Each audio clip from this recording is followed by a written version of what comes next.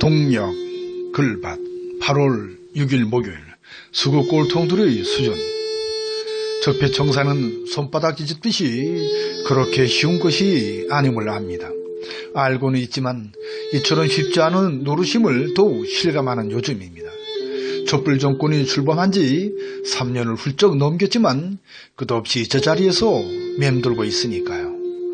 불을 당긴 검찰개혁에 이은 언론개혁도 그 필요성을 절감할 정도에 이르렀으니까요.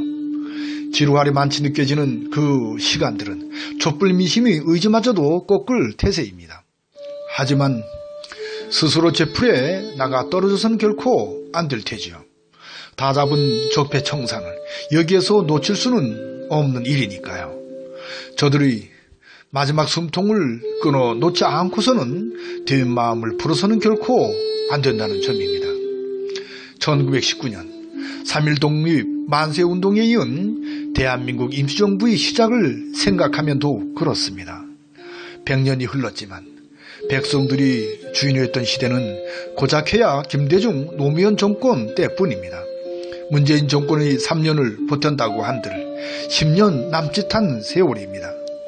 한참을 봐주어 김영삼 정권 4년을 버틴다고 한들 15년도 채 되지 않은 세월입니다.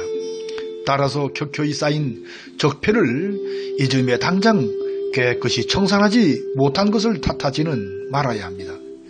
시간을 헤아려 온다면 더욱 그러하니까요. 꼭 필요한 시간인 절대 시간을 허락해 주어야 합니다. 조급한 마음을 누를 필요가 있다는 말씀이지요. 어느 정도 되었다 싶을 정도의 적폐 청산은 먼 훗날의 꿈만은 결코 아니기 때문입니다. 우리의 속담에 시작이 반이라는 말도 있으니까요. 된 마음을 먹고 시작하는 일이 얼마나 중요한 것인가를 일러주는 말일 테지요. 사실 이미 반은 이룬 셈으로 쳐도 그리 틀린 말은 아닙니다. 입법 등 그 기초를 놓았고 그에 덧붙여 필요한 또 다른 준비를 하고 있기 때문입니다. 그런데 더욱 용기를 잃지 말아야 할 일은 저 수구 꼴통들이 하는 짓거리에 있습니다. 무슨 말씀인가 하면 저들의 짓거리를 보노라면 그 수준이 다 보이는 점입니다. 정치권인 미통당이 하는 짓을 보면 압니다. 고장 내세우는 인물이 독재자인 이승만, 박정희입니다. 고장 내세우는 정책이 자신들의 욕심을 챙기는 수준의 이기적인 정책뿐입니다. 고장 내세우는 대통령감이 홍준표, 유승민, 김무성, 윤석열, 안철수 정도입니다. 더욱 웃기는 짓거리는 저들과 저들을 지지하는 무리들의 수준에 있습니다. 그 수준은 한마디로 수구 꼴통들의 수준입니다. 윤석열이 새로 임명되는 검사들에게 권력형 비리에 단호히 맞서라는 주문을 할 정도니까요. 안철수의 유치하기 이를 데 없는 그 작심 발언을 아무 부끄러움 없이 해댈 정도니까요.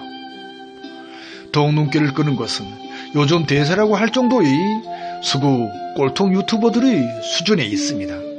그 수준은 저들의 폐해로 이미 반사이익을 얻은 지난 총선의 결과를 둘 수 있습니다. 그 반사이익은 더욱 적폐청산의 불을 당기는 역할로 크게 작용할 것으로 보입니다. 저들의 상식 이하의 주장은 돈 욕심에 눈이 어두운 짓거리임을 바로 읽어낼 정도니까요. 이런저런 생각에 구멍 뚫린 하늘을 원망할 겨를이 없을 정도인 요즘입니다. 이 즈음에도 혁명보다 어렵다는 개혁의 깃발을 지켜둔 촛불 민심이 있습니다. 먹고 사는 것에도 물난리 대체에도 그 중심에 촛불 민심이 있음을 잊지 말아야 합니다. 빗줄기에 묻힌 목요일 새벽은 아주 어둡기만 하네요. 오늘도 고맙습니다.